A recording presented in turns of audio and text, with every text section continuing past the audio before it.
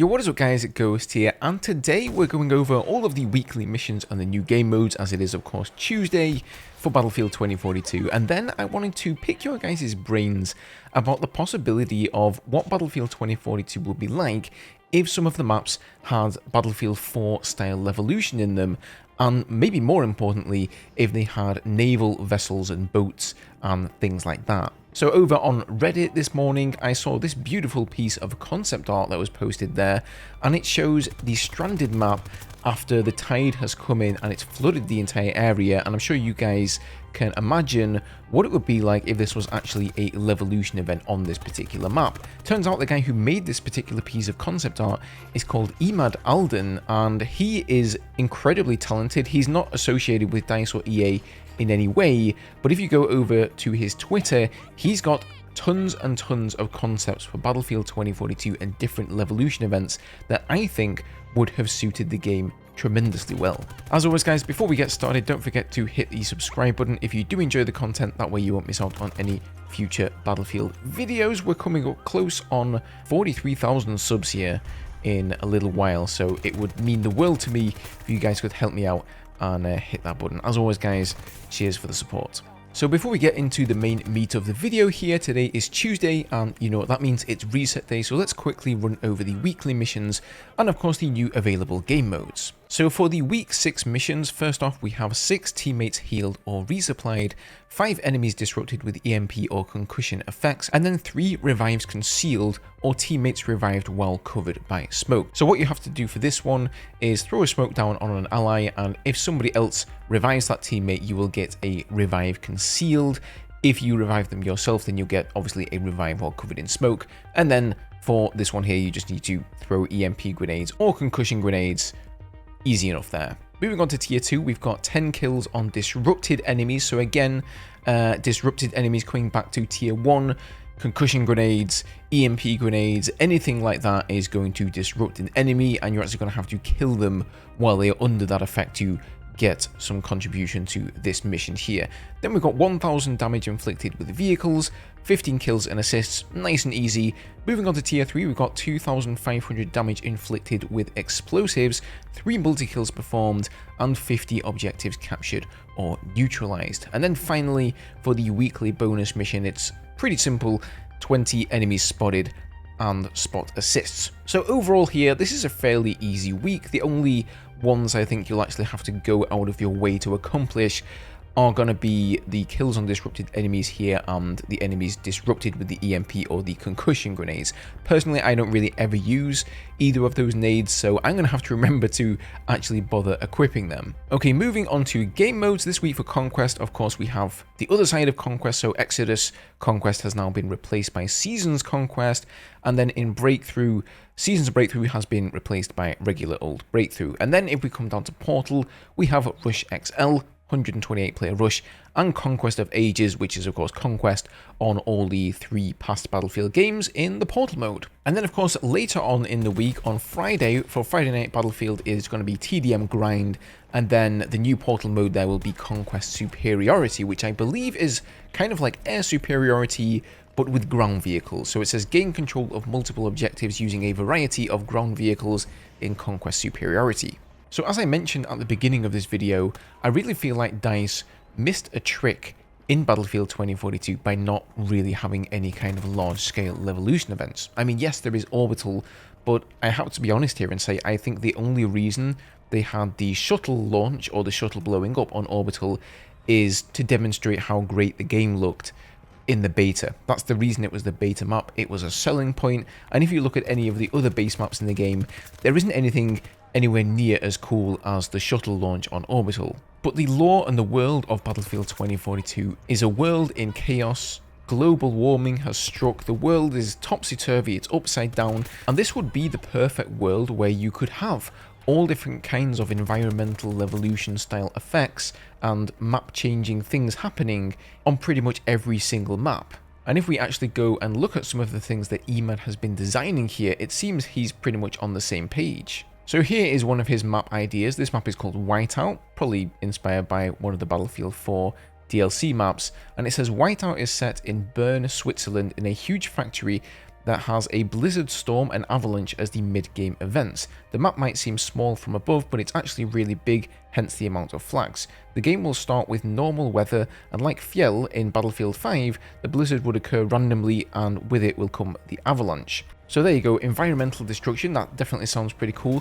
Let's go and take a look at another one by him here. So this one is called Burnout, and it says Burnout is a map set in California in a small village inside a forest that has fire spreading over time. The match would start with minimal fire and smoke with clear visibility, and over time it will get foggier, and it will end when the fire reaches the playable area. So obviously this one is inspired by Firestorm, the Battlefield 5 Battle Royale mode that, you know, most of us didn't even get to try because it failed. But again, that could have been interesting. Here's another map called Charged, and this one has these large buildings here. They actually really remind me of Tesla coils from Command & Conquer Red Alert, if anyone's played that game and knows what I'm talking about. Otherwise, let's just call them lightning towers. So it says Charged is a map that has massive electric towers that you can change the power consumption of to make vehicles unable to come close to it by damaging them, but only one of the 3 towers can be on max power at a time. The map also has a dynamic-ish time of day. You start at 12 PM and at the end of it, it reaches 5 PM. And just imagine if they threw like a tornado or a huge storm going off into there, and you could actually have lightning striking the towers. Now this one here is my absolute favourite, and it is called Eruption, for a very good reason. So it says Eruption is a map set in Italy in a Russian chemical facility that features a volcano and 2 in-game events. Before the volcano goes boom, it will have 2 phases. The first is smoke that gets generated over time, and while it gets generated, the flags B1 and B2 get covered up with smoke, and they will get a sort of foggy map-like vision, but the other flags won't be affected with the smoke. So kind of like, I guess, how Breakaway have that once you destroy the canisters or the large towers on Breakaway, and you get sort of smoke and fire everywhere. But when the volcano finally reaches its limit, it will explode, causing a shockwave, pushing players and vehicles a certain distance depending on how close you are to it. So just from the concept art here, I mean, imagine how incredible this kind of thing could look. And you can imagine these kind of events actually happening in a world like Battlefield 2042's. Here's the next one, it's called Disruption. So this one says Disruption is a map set in New York that features a special EMP event that kills all electricity, and the only light source will be flares launched from an aeroplane that come in 1 minute after the EMP has gone off. And he does say, please keep in mind, don't give too much attention to balance. I only post ideas that could be interesting for a map. So here you can see some more shots of it being sort of lights out and a few flares around the city. This would be a really, really cool idea for a night map where night vision scopes and thermal scopes would actually get a chance to shine. Here we have another map set in an airport. This one is called Calamity, and it's set in Berlin, Germany. You fight for control of the airport to secure the landing of an aircraft with vital information regarding a nuclear weapon. If the Russians win the game, the plane would land and they will claim the top secret information. If the Americans win, the plane would be shot down and destroyed. So honestly, I'm impressed by this guy, man. I mean, he has some really solid ideas for great map settings and Levolution events. As he says, you know, don't take the balancing of the map into consideration. Obviously, he's not a map designer in terms of routing and things like that.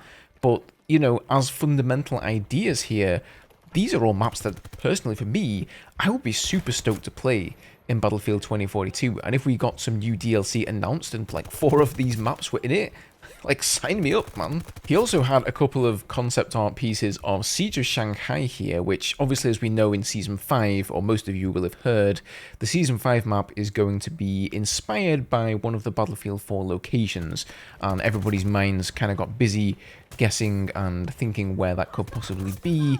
And a lot of people's favourite map in Battlefield 4 was, of course, Siege of Shanghai. So he's thrown together some concept pieces here showing what this map could look like in the year 2042. It's sort of all overgrown. The tower, of course, is still standing in this particular version of the map, but again, this is another map that I would totally be on board for. Now, I'm well aware that these maps are not going to come to fruition in Battlefield 2042's lifespan. It's just too far on. I don't think DICE have the time and resources to make any of these huge cinematic set pieces or Levolution events, and I know that a lot of people in Battlefield 4 kind of got bored of them, right? You know, Flood Zone and the flooding thing, it was kind of cool at first, and then it was like, yeah, okay, whatever, I've seen it a few times.